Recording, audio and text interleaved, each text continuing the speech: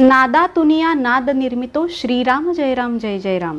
नाद म्हटल्यावर आपल्याला आठवतो तो म्हणजे शंख. श्रोते हो नमस्कार. Life Mantra with doctor Mansi या कार्यक्रमामध्ये मी आपल्या सगळ्यांचं खूप खूप स्वागत करते. आज आपल्याकडे असे गेस्ट स्पीकर आलेले आहेत की ज्यांची ओळख मी तुम्हाला करून दिल्यावर तुम्हाला असं वाटणार आहे वाव काय अमेझिंग व्यक्तिमत्व आहे. त्यांचं नाव आहे श्रीयुत आनंद भिडे. आनंद दादा वेलकम. तुम्हाला त्यांच्याविषयी सांगायचं झालं तर नेचर वॉक नावाची ट्रॅव्हल एजन्सी त्यांची होती. ठाण्यामधील कृष्णाई हा त्यांचा हॉल एकदम फेमस आहे की जिथे लग्न, मुंज, बारसं किंवा वाढदिवस हे छान प्रकारे साजरे केले जातात.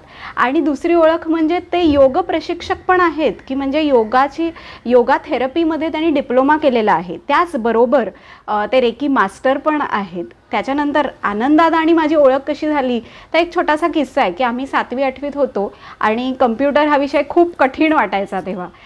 तेव्हा आम्हाला कम्प्युटर शिकवण्यासाठी खास आमचे सर होते आनंद सर, अशी ओळख झाली. आणि कृष्ण फॅमिली म्हणजे बदलापूरचं श्री कृष्ण कुटीर हे जे आहे तिथले लीलाताई कर्वे या आमच्या गुरु होत्या आणि आम्ही गुरुबंधू आहोत असं आम्ही म्हणू शकतो की त्यामुळे कृष्णामुळे आम्ही एकमेकांशी कोरिलेटेड कायम आहोतच.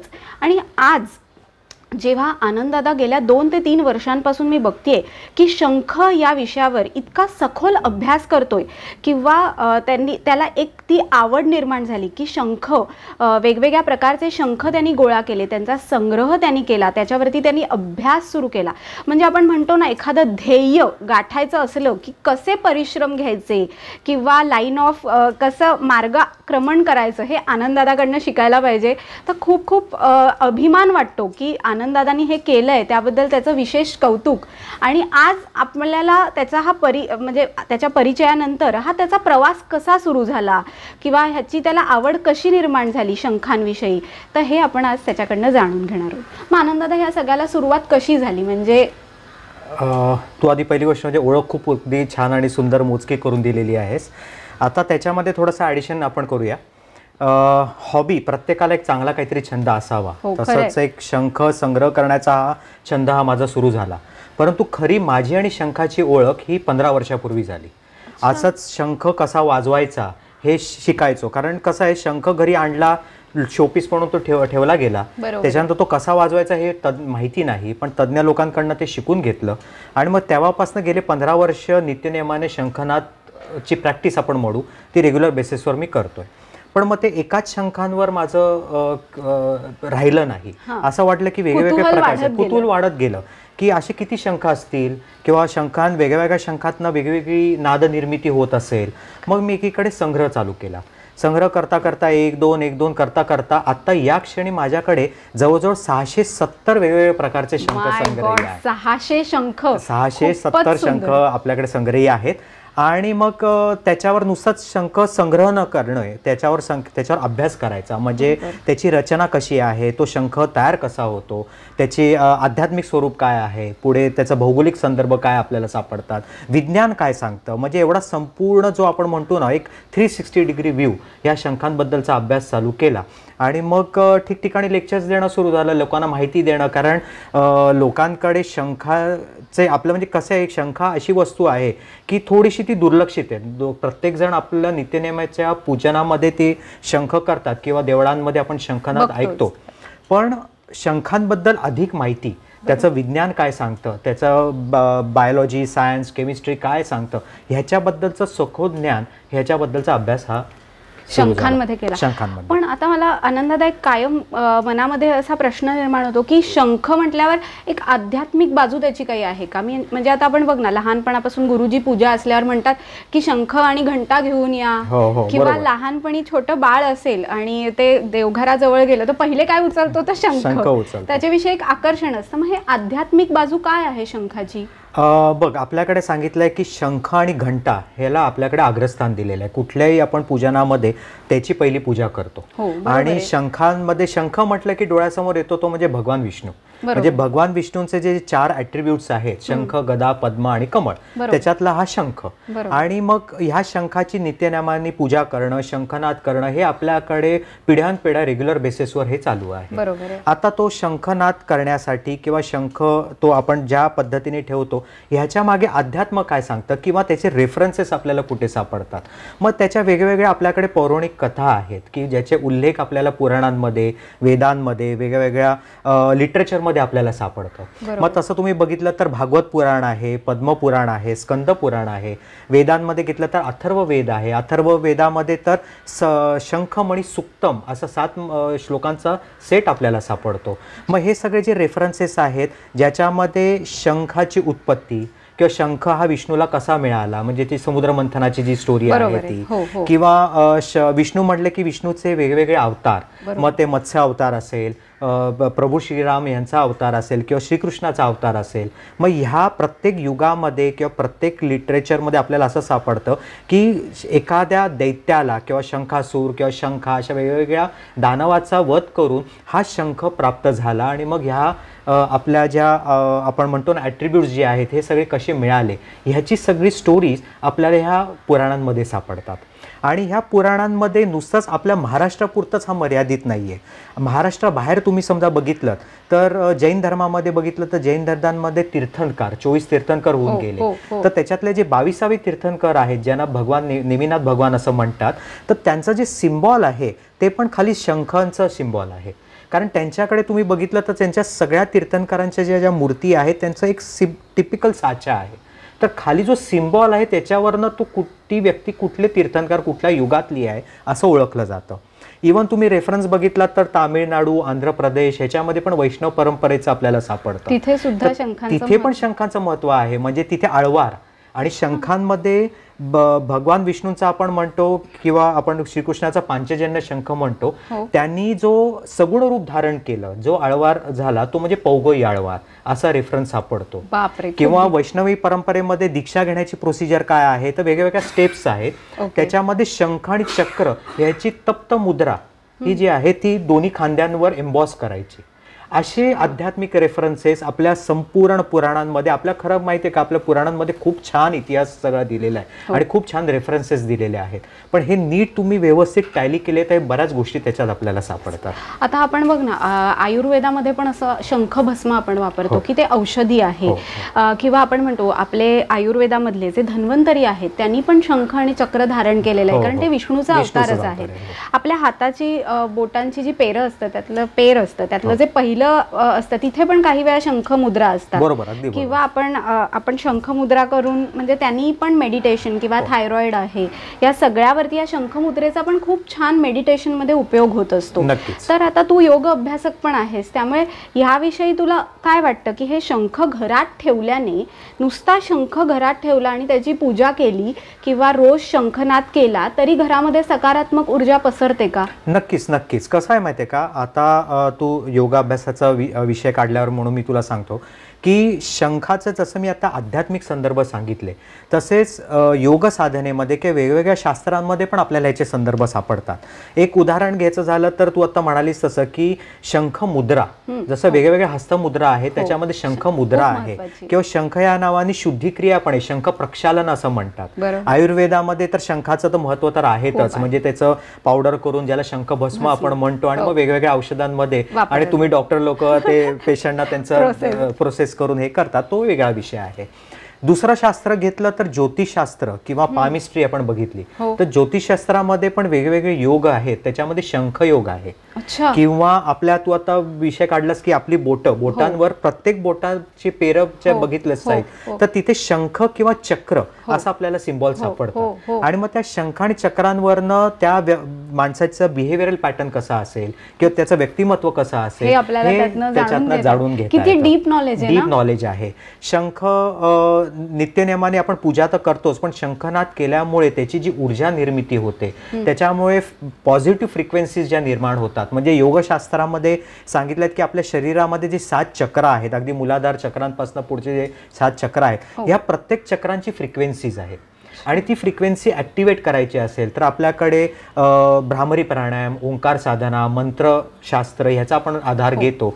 तसंच शंखनाद तुम्ही रेग्युलर बेसिसवर केलात किंवा शंखाची गायत्री ओम पांचजन्याय विद्महे पावमानाय धीमहि तन्नो शंख प्रचोदयात, या गायत्रीचं तुम्ही जप करा, उच्चारण करा, शंखनाद करा, तर नक्कीच तुम्हाला पॉझिटिव्हिटी येणारच आहे. किती छान ना. म्हणजे कायम बघ ना, आपण शंख जर असा कानाच्या बाजूला पकडला तर त्याच्यामध्ये असं वाटतं काही समुद्राच्या लाटांचा आवाज येतो, हमिंग साऊंड येतो. तो काय येतो साऊंड म्हणजे? त्याची आता रचना कशी आहे माहिती आहे का, तू जॉग्राफिकल अँगलनी बघितलंस किंवा त्याचा इंटरनल बघितलंस तर आतली जी रचना आहे, आता आपण शंख एखादा घेऊया, या शंखांमध्ये आतला हा जो हलो पार्ट आहे, म्हणजे तुला एक उदाहरण पटकन द्यायचं झालं तर एखादा थर्मास, तो थर्मास चांगला आहे का आतमध्ये क्रॅक झाला हे बघण्यासाठी काय करतो तर आपण कानाला लावतो आणि मग व्हॅक्यूम सारखा आवाज येतो. तर सेम ही एक कॉस्मिक एनर्जी आहे जी त्याच्यामध्ये आतमध्ये दडलेली आहे आणि तो आपल्याला एक हमिंग साऊंड येतो. म्हणजे ओरिजिनल शंख ओळखायचा कसा बाजारातनं घेताना, तर ती एक वन ऑफ द टेस्ट आहे. किंवा आतमध्ये तुम्ही शंखाला आतमध्ये बघितलं तर शंख हा कापलेला एक शंख तुला दाखवतो, खूप सुंदर आहे. तर ह्या कापलेल्या शंखामध्ये कॉलम असतो आणि त्या रिब्स असतात. मग ह्या रिब्स वरनं तो खरा आहे का खोटा ओळखला जातो. त्याच्या नेचरवरनं, हात लावल्यानंतर तो सिरॅमिकचा आहे का रिअल आहे त्याच्यावरनं त्याची ओळखली जाते.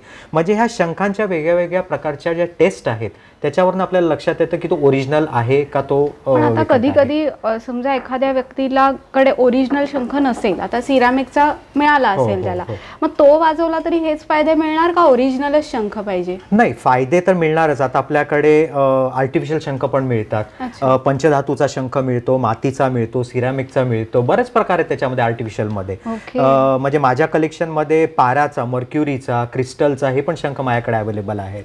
तर त्याचा शंखनाद केल्यामुळे पण तुला इफेक्ट तर नक्की मिळणार.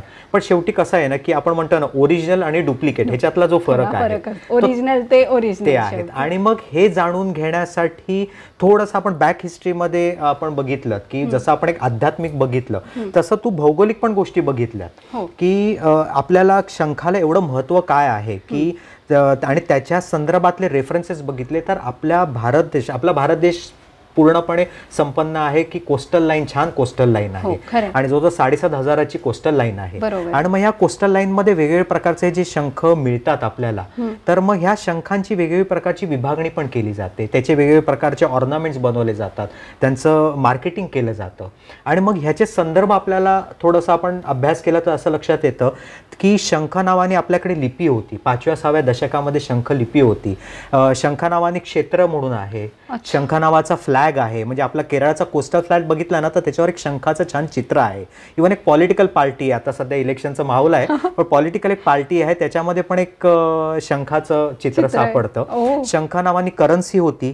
जुन्या काळी आपल्याला सगळ्यांना माहिती आहे की कवडी ही जी आपण रेग्युलर बेसिसवर वापरायचो, तर ही जी कवडी तेव्हा रुपया ह्याच्यामध्ये वापरली जात होती. तर नंतर नाणी निघाली आणि नाण्यांमध्ये पण शंख एम्बॉस केलेलं तुम्हाला सापडतं. त्यामुळे शंख नावाने आपल्याकडे ती आहे. शंख नावाने स्टॅम्प्स आहेत, 66 देशांमध्ये शंखांचे स्टॅम्प्स आहेत, पोस्टल स्टॅम्प्स. आपल्या खुद्द भारताचे 5 वेगवेगळे प्रकारचे स्टॅम्प्स आहेत. त्याच्या व्यतिरिक्त तुम्ही बघितलं तर शंख नावाने ऑडिटोरियम आहे, शंख नावाने म्युझियम आहे, शंख नावाने वेगवेगळे प्रॉडक्ट्स आहेत. आपल्या या शंखानी बॉलिवूडमध्ये पण पदार्पण केलंय. म्हणजे जादू का शंख नावाचा एक चित्रपट पण आलाय. मग तुम्ही बघला आता एखादा ब्रँड नेम झाला तर शंख नावानी काडेपेटी, शंख नावानी वॉशिंग पावडर वगैरे बरंच काय काय त्याच्यामध्ये प्रोडक्ट्स. म्हणजे जसं आध्यात्मिक महत्व आहे शंखाचं, तसंच काही म्हणजे एवढं प्राचीन शास्त्रामध्ये सुद्धा शंखाविषयी सांगितलं की भौगोलिक दृष्ट्या सुद्धा संदर्भ मिळत आहेत की शंख नदी आहे किंवा शंखाचे स्टॅम्प्स आहेत, एवढी वेगवेगळी माहिती. पण आता हा जो आपण पूजेमध्ये घरी शंख ठेवतो, तर म्हणजे तू म्हणालास ना की शंखांचे वेगवेगळे प्रकार असतात, किंवा मग पूजा करताना त्या शंखांमध्ये पाणी घालून ठेवायचं का? म्हणजे हे खरं असतं का? म्हणजे घरात वाद होऊ नये असं म्हणून ते पोकळी असते ना कारण शेवटी. तर मग हे तथ्य आहे का या सगळ्या गोष्टींमध्ये? नाही, आता त्याच्यातला आपण कुठल्या गोष्टी घ्यायच्या त्या महत्वाच्या की शंख म्हटलं की हा एक ॲक्वॅटिक लाईफ आहे, बरोबर. त्यामुळे शंखांमध्ये आपण पाणी घालून ठेवणं हे गरजेचं आहे. आता पाणी घालताना तो शंख कसा ठेवायचा, म्हणजे आपल्याकडे वास्तुशास्त्राप्रमाणे पण काही नॉर्म्स लिहिलेले आहेत, काही आपल्याकडे मौखिक गोष्टी सांगितल्या आहेत की शंख तुम्ही जेव्हा देवघरात ठेवाल तर तो पूर्वेकडे म्हणजे नॉर्थ साइड, ईस्ट साइड आणि नॉर्थ ईस्ट म्हणजे ईशान्य जागेला तुम्ही तो शंख ठेवायचा असतो. शंख ठेवताना त्याला पांढरी फुलं आणि चंदन हे अर्पण करावं. शंखामध्ये पाणी घालून ठेवायचं. आता शंखामध्ये पाणी घालून ठेवल्यानंतर दुसऱ्या दिवशी म्हणजे ऑलमोस्ट 24 आवर्स नंतर तुम्ही परत पूजा करता आणि ते पाणी तुम्ही प्राशन करू शकता म्हणजे तीर्थ म्हणून. आता का त्याच्यामध्ये, तर शंखामध्ये सगळ्या देवता वसलेल्या आहेत, सगळ्या पवित्र नद्या वसलेल्या आहेत, म्हणून मग त्याच्यातलं जे पाणी आहे हे आपलं पवित्र पाणी आहे. मग तुम्ही आपल्या पूजांच्या द्रव्यावर ते शिंपडा, तुम्ही ते घ्या, तीर्थ म्हणूनही प्राशन करू शकतो. ऑफकोर्स ते घेऊ शकतो. पण आता ह्याच्यामध्ये तुम्ही सायन्स पार्ट बघा की शंख हा प्युअर फॉर्म ऑफ कॅल्शियम कार्बोनेटचा आहे आणि त्याच्यामध्ये तुम्ही पाणी ठेवलं की 24 तासामध्ये मायक्रो पार्टिकल्स ते कॅल्शियमचे त्या पाण्यात उतरतात आणि ते तुम्ही घेतात. ही प्रोसिजर रेग्युलर बेसिसवर तुम्ही समजा केली तर तुमच्या शरीरामध्ये कॅल्शियमची कमतरता नाहीच होणार.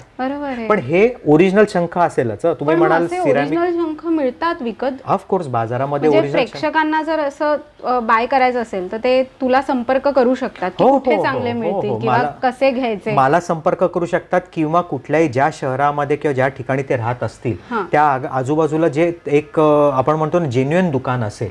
आता रस्त्यावर वगैरे पण शंख मिळतात पण ते जेन्युइन असतात नाही वगैरे ते बघितल्याशिवाय आपल्याला लक्षात येणार नाही. पण जेन्युइन एखादा शॉप असेल तर तिथे तुम्हाला चांगले शंख मिळतात आणि हे जे नियम आहेत हे ओरिजिनल शंखाला लागू होतात. तुम्ही डुप्लिकेट शंखांमध्ये म्हणलात तर त्यात कॅल्शियम मिळणारच नाही, ऑफकोर्स आहे. पण चंदन लावायला का सांगितलंय, म्हणजे चंदन म्हणजे सूर्य आणि चंद्राप्रमाणेच शंखाला मानलंय का, की म्हणजे आपण असं म्हणतो ना सूर्य आणि चंद्र कायमच आहेत ना पृथ्वीवर, तसं शंखाचं महत्व आहे का, असे काही रेफरन्स म्हणजे पुराणामध्ये आहेत का? पुराणामध्ये असे काही रेफरन्सेस नाही आहेत, मौखिक गोष्टीतच ह्याच्यात सगळे रेफरन्सेस सापडतात. आता एक आपण ढोबळमानाने विचार करू ना की एखाद्या गोष्टीला आपण समजा हळद कुंकू वाहिलं आणि तेच आपण समजा पाणी प्राशन केलं तर मे बी तुम्हाला घशाला किंवा ह्याला शरीराला त्रास होऊ शकतो. चंदन कसं शीतल आहे, पोटाला काही त्रास होणार नाही. म्हणून पांढरी फुलं का, कारण दुसऱ्या फुलांमध्ये रंग उतरू शकतो त्या पाण्यामध्ये, कारण ते तुम्ही तीर्थ म्हणून दुसऱ्या दिवशी घेणार आहात. तर हा एक बेस असू शकतो. खूप छान बेस आहे. हा बेस आहे. प्रत्येक गोष्टीमध्ये आपणही असं लॉजिक लावलं तर उत्तर लॉजिक हे दिस इज अ सिंपल लॉजिक. आपण म्हटलं ना शंखांचं सायन्स तू शोधलंयस. मी असं म्हणते की आता तू जो अभ्यास पूर्ण जे काही माहिती सांगतोयस की त्यामधनं दिसते नुसतं पौराणिक कथांद्वारे नाही तर तू स्वतः त्यावरती अभ्यास केलायस की त्यांचा उपयोग कसा होऊ शकतो.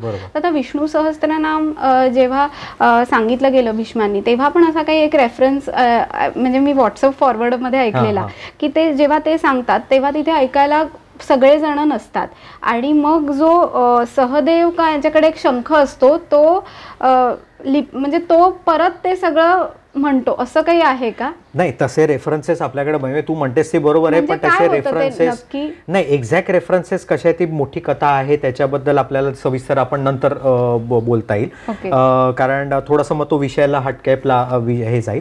परंतु शंखांबद्दलचं तू आता म्हणालीस ना की पूजेचे शंख किंवा आता म्हणजे मगाशी मी म्हटलं की जादू का शंख हा जो चित्रपट काढला तो तू म्हणतेस ते त्या थीम लाईनवरच होता की त्या शंखांमधनं तो आवाज निर्मिती होते आणि त्या राजाला कळत, अशी ती थीम लाईन वाली ती गोष्ट आहे, स्टोरी आहे.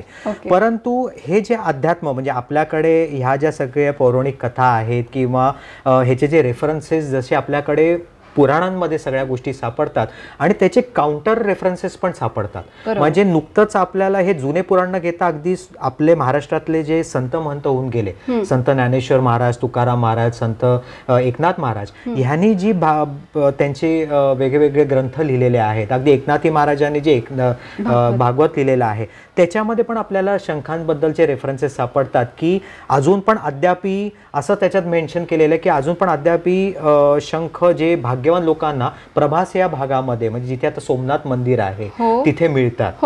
हो किंवा शंख जे आहे ते अधिक ज्ञानासाठी म्हणजे आपले जे वेद आहेत ते अधिक ज्ञानासाठी जाऊन हरीला जाऊन मिळाले आणि मग वेगवेगळे रूपांतर त्याच्या ॲट्रिब्यूट्समध्ये झाले असे रेफरन्स सापडतात. पण हा रेफरन्स जो आहे आध्यात्मिक म्हणा किंवा पौराणिक म्हणा हा आपल्याकडे आहे. तुम्ही बाहेर गेलात ना की ह्याचं बघण्याचा दृष्टिकोन बदलतो. तुम्ही शंखाकडे कशा पद्धतीने बघताय तो अवलंबून आहे. हेच तुम्ही आउट ऑफ इंडिया गेलात तर शंखाला जसं आपल्याकडे शंख म्हणतात ते इंग्लिशमध्ये त्याला कॉन्च म्हणतात. मग कॉन्च रिपब्लिक नावाचं राष्ट्र आहे, तिथे वेगवेगळ्या प्रकारच्या कॉम्पिटिशन्स म्हणजे शंख रिलेटेड कॉम्पिटिशन्स भरतात. मग शंखाचे कसे वाजवायचे, किती काळ वाजवायचा, समुद्रात जाऊन लाईव्ह शंख पकडायचा, शंखातला जो प्राणी असतो त्याच्या ज्याच्यावर आपण येणार आहोत पुढे, तर त्या प्राण्यांच्या वेगवेगळ्या रेसिपीज केल्या जातात, त्याच्या डिशेस असे वेगवेगळे प्रकारचे. पण बघण्याचा दृष्टिकोन म्हटलं तसं तो बदलला. आपल्याकडे शंखाकडे बघण्याचा दृष्टिकोन वेगळा आहे, त्यांचा. मग हे शंखांचे प्रकार कसे असतात? आता बघितलं ना तर की शंख म्हटला ना की शंखांमध्ये तुला ऐकायला आवडेल की 45,000 वेगवेगळे प्रकार आहेत. 45,000 प्रकार आहेत. म्हणजे आता तुला इथे दिसत असतील ते फक्त 10-15 प्रकार आहेत किंवा माझ्या, पण सगळे शंख वेगळे नॅचरल, आणि हे नॅचरल शंख आहेत सगळे.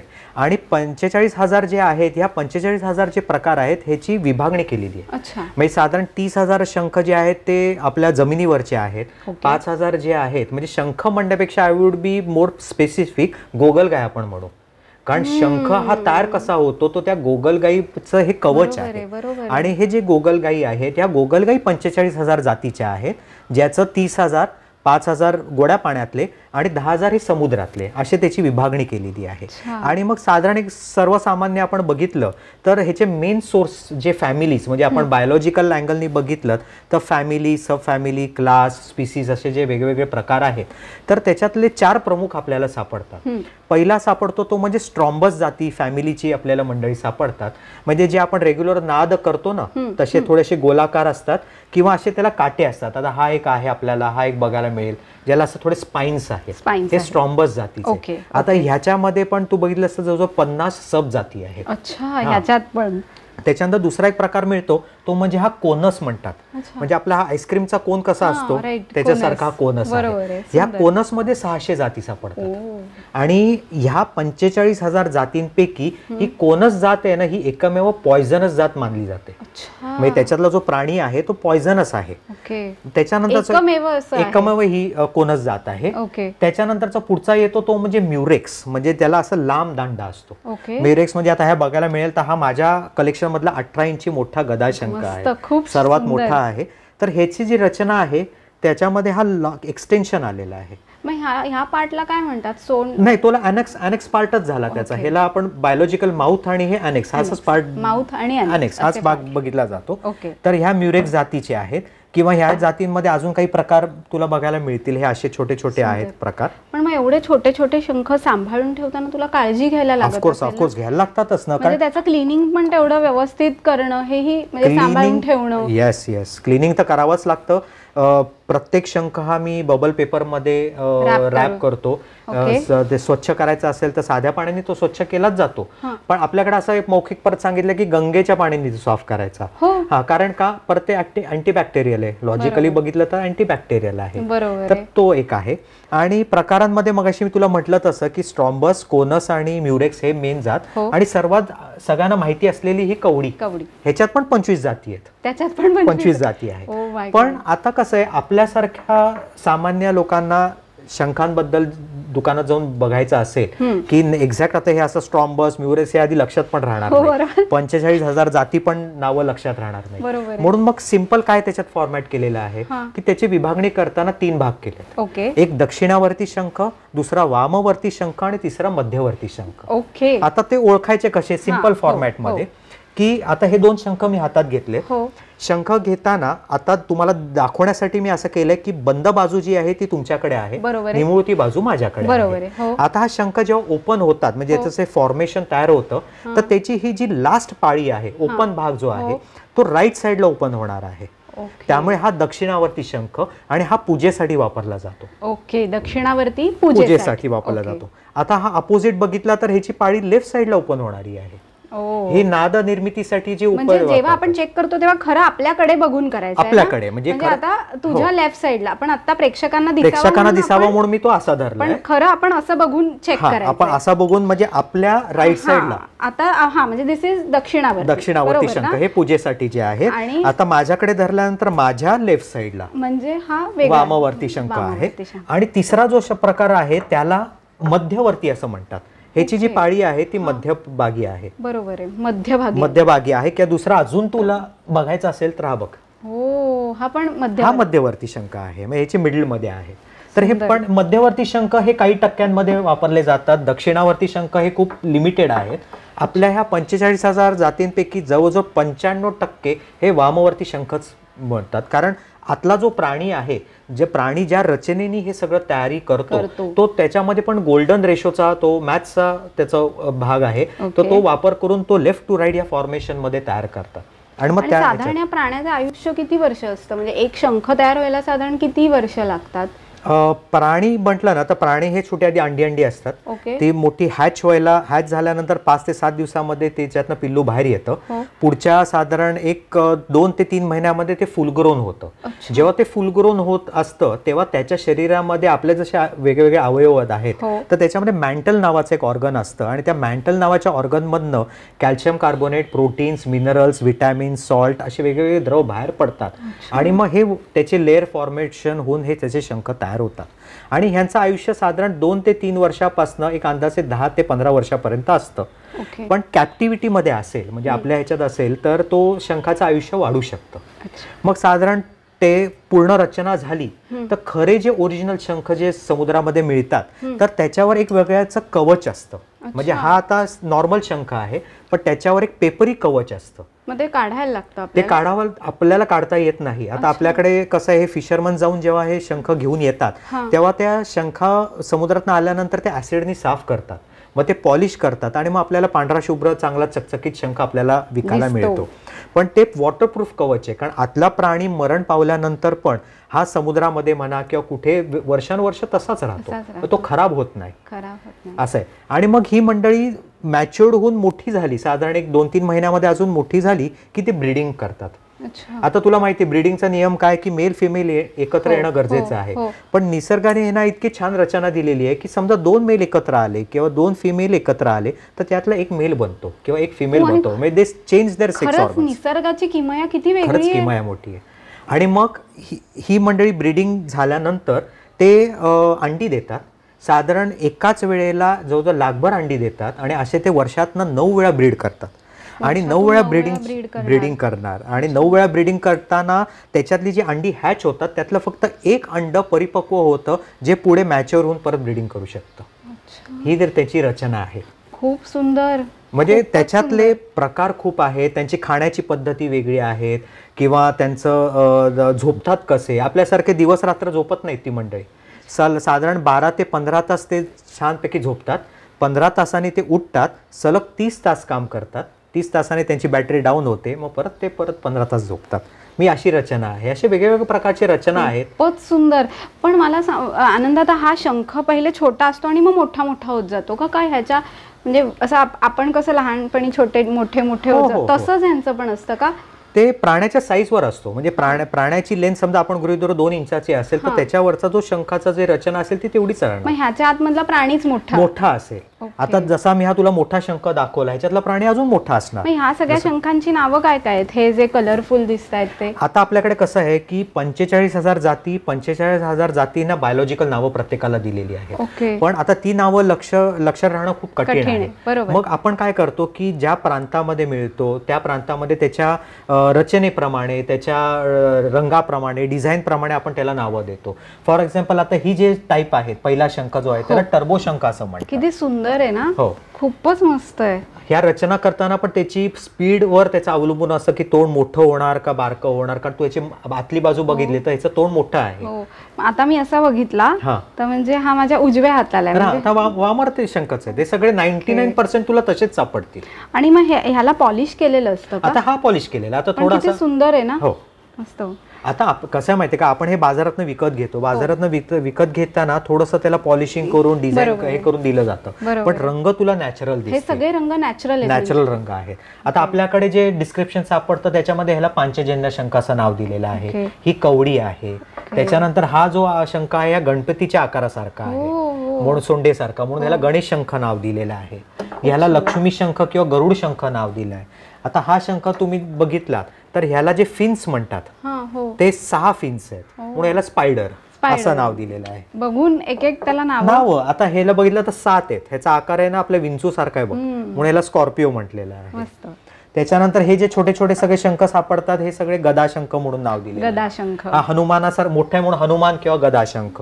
हा आपला दक्षिणावर्ती शंख जो आहे तो, किंवा दक्षिणावर्ती व्हाईट मध्ये मिळतो, ह्याला लाइनिंग्स आहेत म्हणून हा टायगर शंख असं नाव दिलंय. नावं त्याप्रमाणे त्यांना दिली जातात. आणि मग ही शंखांची वेगवेगळी जी रचना आहे, त्यांचं खाणं पिणं, त्यांचं ग्रोथ, त्यांचे वेगवेगळे फॉर्मॅट्स, ह्याच्यावर हे सगळं त्यांचं आयुष्य अवलंबून असतं. आणि ब्रीडिंगचा पॅटर्न हा सगळा खूप सुंदर माहिती आहे. पण आनंददा, हा प्रवास तर तू सुरू केलास, मग आता ही एवढी सुंदर माहिती तू सगळी जमवलीस, मग तू त्याचं काही लिखाण केलंस का? की म्हणजे लोकांना कसं आपल्याला सांगता येईल, की म्हणजे उत्सुकता वाटते ना की हे मी कुठे वाचू शकेन? बरोबर. नाही, ऑफकोर्स मी याचं लिखाण केलं, कारण कसं आहे की संग्रह केल्यानंतर ती लोकांपर्यंत माहिती देणं सगळ्यांना आपलं म्हणजे असं एक माझं धारणा आहे. मी बराच सांगतो की आपल्याकडे असलेली माहिती ही आपण सर्क्युलेट करायला पाहिजे, लोकांपर्यंत ती दिली पाहिजे, कारण आपण ती काही जपून काय करायची. मग ती मेन्शन करताना नुसतंच लेक्चर न देता थोडंसं लिखाण स्वरूपात असेल, कारण आपल्याकडे अजून काही श्रोते वर्ग आहेत किंवा काही मंडळी आहेत की त्यांना वाचनाची खूप आवड आहे. मग लिखाणाकडे मी वळलो. आता हे प्रोत्साहन देण्याचं एकमेव म्हणजे माझी आई गुरुमाऊली जी आहे ती मला ह्याच्यामध्ये प्रचंड प्रमाणामध्ये सपोर्ट करते. म्हणजे तर तिने मला सपोर्ट केला आणि तिने मला सांगितलं की तू हे जे सगळं माहिती गोळा करतोयस, अभ्यास करतोयस, हे थोडं थोडं लिखाणामध्ये तू वळव असं. म्हणून मग तिच्या मार्गदर्शनाखाली पहिलं पुस्तक एक शंखशक्ती ह्या नावाने मी पहिले प्रकाशित केलं. हे पहिलं पुस्तक आहे. हे पुस्तक पहिलं पुस्तक आहे. मोठी अचीवमेंट आहे खरंच आहे. ह्याच्यात हे सगळं प्रेक्षकांना वाचायला मिळणार, सगळं मिळणार. हे आता कसं झालंय की हे पुस्तक मी पहिलं पुस्तक माझं आहे हे इंग्रजीमध्ये आहे. ह्याच्यामध्ये टोटल 18 चॅप्टर्स आहेत, ज्याला मी 18 अध्याय म्हणतो. आणि आपण म्हणतो ना कोइन्सिडन्स असेल का काय असेल की 18 चॅप्टर्स झाले आणि पानसंख्या पण 108 आहे ह्याची. अशी पहिली निर्मिती आहे. याच्यामध्ये शंखांच्या संदर्भातले सगळे आध्यात्मिक आता आपण जे बोलतोय त्याची सगळी माहिती, वेगवेगळ्या शास्त्रांबद्दलची माहिती आणि शास्त्रांचा आपल्या शंखांची असलेला काय संबंध आहे अशा ह्या पुस्तकाची रचना आहे. आता उन्हाळ्याची सुट्टी लागते तर मुलं वाचू शकतात ना हे? ऑफकोर्स. म्हणजे खरं माझं तर एम हेच आहे की बराच हे मी शाळांमध्ये हे प्रमोट करतो, म्हणजे ही माहिती देणं, प्रमोशन करणं. कारण हा तुम्ही शंखनाद करणं, आता आपण मेन विषय असा आहे ना की हे प्रमोशन करण्याचा भाग काय की शंखनाद करणं. कारण शंखाची ही जी ऊर्जा आहे किंवा त्याच्या शंखनादामधनं आपल्याला बेनिफिट्स काय आहेत की आपली ब्रीदिंग कपॅसिटी वाढते, आपली लंग कपॅसिटी वाढते. हा एक प्रकारचा फेशियल मसाज आहे, हृदयासाठी चांगला आहे. ब्लड सर्क्युलेशन आणि डायजेस्टिव्ह सिस्टीम त्याच्यातनं सुधारते. स्टॅमरिंग प्रॉब्लेम निघून जातो. बरेच ह्याच्यातले आपले इंटरनल ग्लँड्स आहेत ते सक्रिय होतात, म्हणजे जे आपलं बॉडी स्ट्रीमलाईन करणारा हे उपयोग होतो. ह्याच्यावर वेगवेगळ्या प्रकारचे सायंटिफिक रिसर्च पण झालेले आहेत. म्हणजे त्याचा पण अभ्यास म्हणजे माझ्या लेक्चर्समधनं हे मी सगळी माहिती मुलांना किंवा मोठ्यांना देत असतो की भले मोठ्यांना दिल्यानंतर मोठे पण करू शकतातच, पण त्यांनी त्यांच्या नेक्स्ट जनरेशनला हे गाईड करायला पाहिजे. बघत असते ना की घरी बाबा वाजवतायत किंवा आई वाजवते, आपण पण वाजवूया. पण आता हा शंखनाद करण्याची अशी स्पेसिफिक वेळ असते का, कधी करायचं? शंखनाद आपल्याकडे कसं आहे माहिती आहे का, शंखनाद करायचे असेल किंवा आपण पूजा करतो ती ब्राह्ममुहूर्तावर करणं गरजेचं आहे. ब्राह्ममुहूर्तावर आता तरी ह्या जगात शक्य नाहीये, कारण आपली लाईफस्टाईल टोटली चेंज आहे. आणि समजा ब्राह्ममुहूर्तावर मी शंखनाद केला तर ज्या सोसायटीमध्ये असेल ती लोक आपल्या नावाने शंख करतील. त्यामुळे सकाळी आपण उठल्यानंतर नित्यनेमाची आपला अंघोळ केल्यानंतर आपण जी पूजा करतो तेव्हा 3 वेळा शंखनाद करावा. धकाधकीचं जीवन आहे, समजा सकाळी नाही जमलं तर संध्याकाळी घरी आल्यानंतर आपण देवाला नमस्कार करतो, देवाला दिवा लावतो, तेव्हा शंखनाद केला तरी चालतो. पण morning section is always better and best असं आहे. एनर्जीच्या दृष्टीने तेव्हा सनलाईट पण असतो, म्हणजे सूर्याची ऊर्जा पण मिळत असते आपल्याला. त्यामुळे आणि मग हे जे पुस्तक आहे हे कुठे कुठे प्रेक्षकांना अवेलेबल आहे, म्हणजे जर त्यांना विकत घ्यायचं असेल तर? पुस्तक घ्यायचं असेल तर मी नंतर नंबर माझा शेअर करतोच, त्या माझ्या व्हॉट्सअपवर त्यांनी किंवा मोबाईल फोन करून मला सांगितलं तर त्यांना मी पुस्तक करता येईल. मगाशी तू उदाहरण दिलं की माझा जो व्यवसाय आहे कृष्णाई हॉल पोखरण नंबर 2 ला जो आहे व्यवसाय, तर तिथे हॉलवर माझी ही पुस्तकं ठेवलेली असतात, त्यामुळे तिकडनं ते घेऊ शकतात. मला फोन केला तर मी त्यांना तसं गाईड करून प्रोव्हाइड करू शकतो. मला वाटतं की लोक मुद्दाम फोन का करतील, कारण प्रत्येकाने जर सोसायटीमध्ये असं लेक्चर ठेवलं तर किती लोकांना याबद्दल माहिती कळू शकेल की जे आपलं शास्त्र आहे ते पुढे, तू जसं म्हणालास की पुढच्या पिढीला समजलं नाही तर ते पुढे पास ऑन नाही होणार. त्याच्यासाठी गरजेचं आहे. आणि मग ह्याच्यासाठी अजून आपण म्हणतो ना वाचक वर्ग वाढवण्यासाठी आता नुकतंच 14 जानेवारीला ह्याचं मराठी व्हर्जन ज्याला शंख शक्ती विज्ञान असं मी नाव दिलेलं आहे. ह्याच्यामध्ये मराठीत पण अवेलेबल आहे, इंग्लिशमध्ये पण अवेलेबल आहे, पण दोन्ही पुस्तकांमध्ये व्हरायटी आहे. म्हणजे असं सेम नाहीये, ट्रान्सलेशन नाहीये. म्हणजे तू म्हणालीस मी इंग्लिश घेतलं तर मराठी का घ्यावं, तसं नाहीये. दोन्हीची रचना वेगळी आहे, दोन्हीचे फॉर्मॅट्स वेगळे आहेत, दोन्ही सचित्र आहेत. त्यामुळे माहिती भरपूर त्याच्यामध्ये मिळेल तुम्हाला आणि सगळ्या गोष्टींनी त्याच्यामध्ये परिपक्व असं ते पुस्तक आहे. आता ह्याच्यामध्ये एक मजेशीर तुम्हाला सांगायला आवडेल की शंख हा तर माझा मेन विषय आहेच, की ज्याच्यावर ठिकठिकाणी माहिती देणं, लेक्चर देणं किंवा पुस्तक प्रमोट करणं आणि लोकांपर्यंत जास्तीत जास्त माहिती पोचली ह्याच्यासाठी प्रयत्न करणं हे माझा प्रयत्न चालू आहेच. पण त्याच्या व्यतिरिक्त पॅरललमध्ये माझा दुसऱ्या एका विषयावर पण अभ्यास चालू होता, तो म्हणजे शाळीग्राम आणि रुद्राक्ष. खूपच सुंदर असं आहे. म्हणजे आपल्याकडे त्याचे पण डूज अँड डोंट्स भरपूर आहेत, की शाळीग्राम म्हटलं तर जवळजवळ 50 ते 60 प्रकारचे शाळीग्राम आहेत. मग ती शाळीग्राम कसा ओळखायचा, त्याचे ओरिजिनॅलिटी काय, पूजन कसं करावं, त्याची आध्यात्मिक कथा काय आहेत. अगदी रुद्राक्ष म्हटलं तरी 1 मुखीपासून 30 मुखीपर्यंत रुद्राक्ष आहे. आणि रुद्राक्ष विषयी लोकांना खूप कन्फ्युजन असतं की खरा कुठला आहे किंवा पाण्यात ठेवून पाणी त्याचं प्यायचं असेल तर कुठला घ्यायचं, ही सगळी माहिती पुस्तकात माहिती तुम्हाला मिळेल. आणि मग इवन कुठल्या आपल्या नक्षत्राप्रमाणे किंवा राशीप्रमाणे कुठलं रुद्राक्ष धारण करावं किंवा प्रत्येक रुद्राक्षाला कुठली देवताचं पूजन करावं, 1 मुखी असेल, 2 मुखी, 3 मुखी, त्याचे सगळे रेफरन्सेस असं पुस्तक माहिती देणारं श्री हरिहर ह्या नावाची पुस्तकाची पण माझी निर्मिती. हरिहर, हरी म्हणजे विष्णू म्हणजे शाळीग्राम झाला आणि हर म्हणजे शंकर म्हणजे रुद्राक्ष, म्हणून श्री हरिहर असं पण एक पुस्तक आहेत. तर अशी ही माझी टोटल 3 पुस्तकं आहेत. ही 3 पुस्तकं तुम्ही मला संपर्क साधून सांगेन की त्यांनी जरूर एकदा हे पुस्तक वाचावं. आणि आनंदादा तू तुझा नंबर पण त्यांना मुद्दाम शेअर कर, की म्हणजे कसं ते तुझ्याकडनं ऑर्डर करू शकतील. आणि कसं आहे की हे आता उन्हाळ्याच्या सुट्टीत म्हणजे एकदम छान आहे की 1ली ते 10वी सगळे वाचू शकतात पुस्तक. आणि गोष्टी स्वरूप लहान मुलं आहेत त्यांना आई बाबा रोज 1 चॅप्टर वाचून दाखवू शकतात. आणि मुलांना कसं असतं की एक विशेष कुतूहल असतं, तर आता ते लहान वयामध्ये शिकले शंख वाजवायला तर मग सगळ्यात जास्त चांगलं आहे की तू जो म्हणालास की नाद करणं किती महत्वाचं आहे, तर त्याची आवड त्यांना आत्तापासून निर्माण होईल.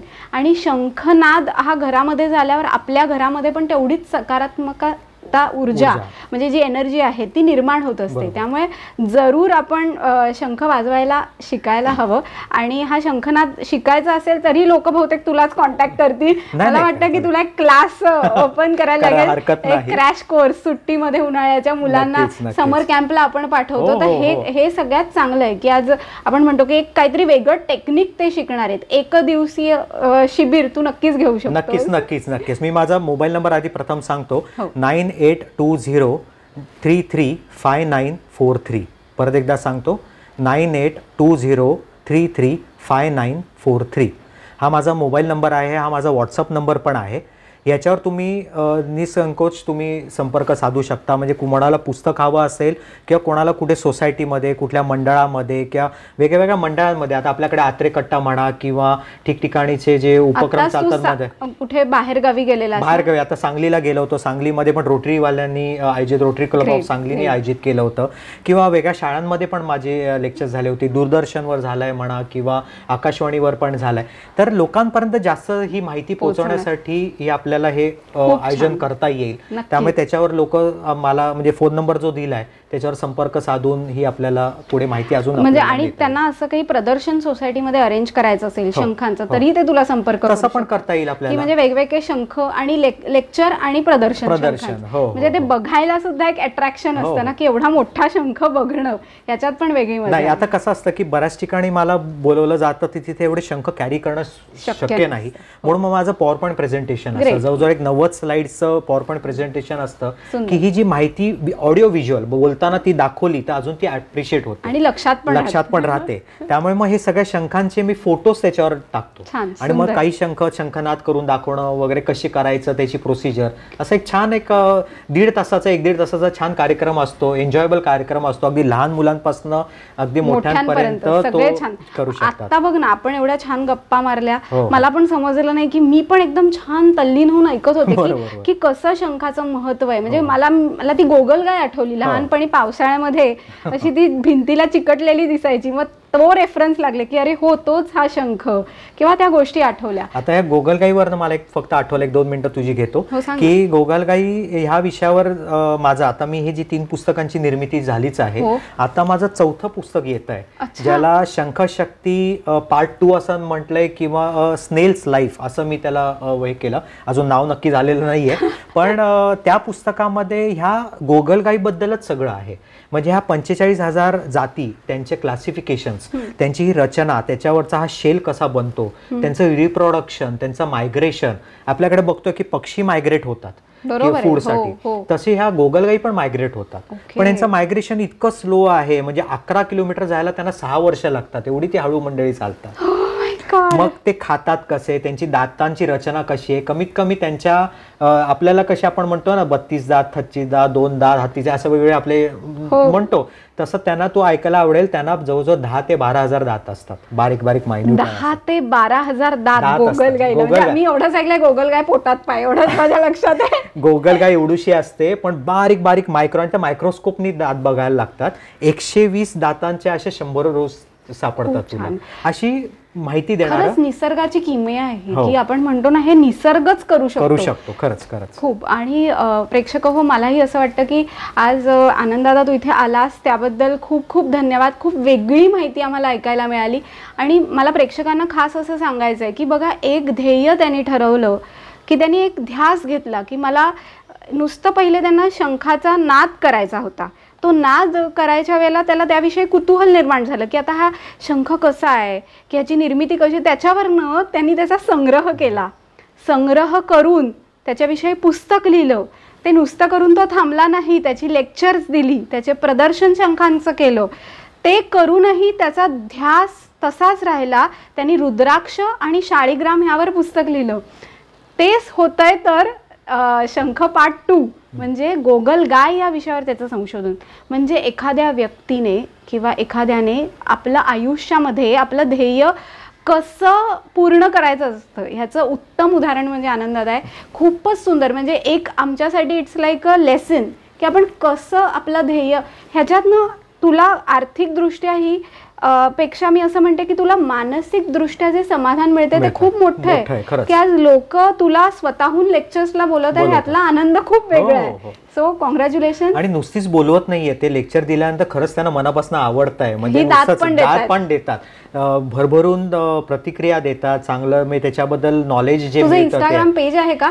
नाही, माझं इंस्टाग्राम पेज नाहीये पण मिळेल माहिती. म्हणजे आता कसं आहे वेगवेगळ्या ठिकाणी जे लेक्चर्स झालेले ते युट्यूबवर अवेलेबल आहेत. म्हणजे युट्यूबवर पण ते तुझं पेज फॉलो करू शकतात. आनंददादा आज तू इथे आलास त्याबद्दल खूप खूप धन्यवाद. खूप मजा आली. मला सुद्धा शंखांची खूप माहिती आज मिळालेली आहे. आणि आता उन्हाळा सुरू झालाय, सो आपण आपल्या प्रेक्षकांना आवर्जून सांगतो की तुम्ही नियमित तुमची काळजी घ्या. म्हणजे आपण म्हणतो ना फळं जास्त घ्या, कलिंगड आहे किंवा की ज्यांनी शरीरामधलं पाण्याचं प्रमाण मेंटेन राहील. तसंच तुझ्यासाठी खास भेट आज तू इथे आलास म्हणून की आपलं हे तन्वीशता जे बेस्ट टॉनिक आहे तर ते जरूर तू घे. Thank you very much.